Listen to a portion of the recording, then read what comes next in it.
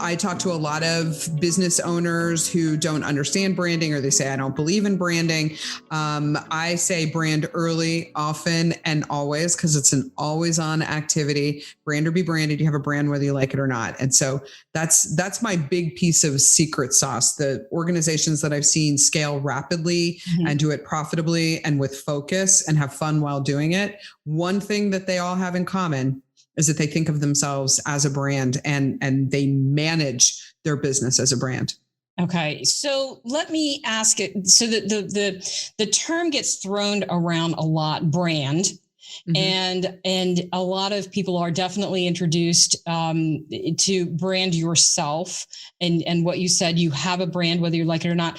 So what exactly does that look like? Because it's especially when I was introduced to it early on, you brand yourself. What does that look like? What does that mean? I don't have a color.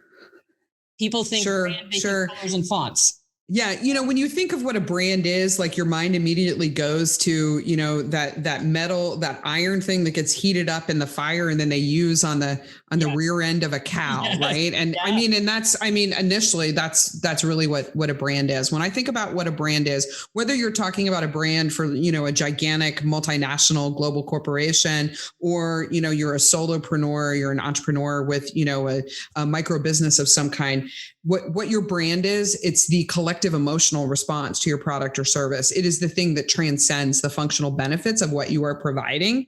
And I always say that the goal of branding, because I agree with you, this notion of brand has been super commoditized. Yeah. Everybody says they are a brand. Everybody says they do branding. Like, it's created like all kinds of confusion in my world. But brand comes down to this. The purpose of brand is to create this condition that I call irrational loyalty.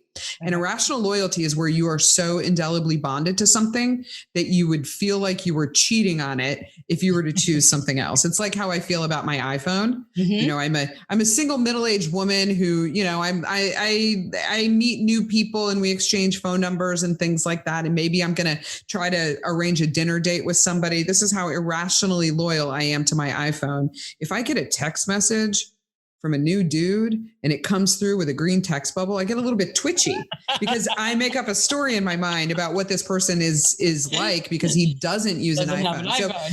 And so this condition of irrational loyalty really is available to any kind of business. It's available to any kind of person, right? It's available whether you serve other businesses or you serve consumers, whether you have products or you have services, whether you are up market or you are down market, you have the ability to create this condition of irrational loyalty. And so like brand yourself is creating that condition of irrational loyalty. The relationship that you have with other people, that when we behave on brand for our friendship and I do something nice for you, you do something nice for me, we deposit into the shared emotional bank account, which is the thing that prevents me from kicking you out on your behind should you stay over at my house and like leave your wet towel on the bed.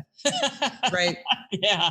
The same is true of the relationships that businesses have with their customers and customers have with their businesses. So when I think of branding, I'm thinking about all of that, not just the physical brand, which is the mark on the behind of the cattle.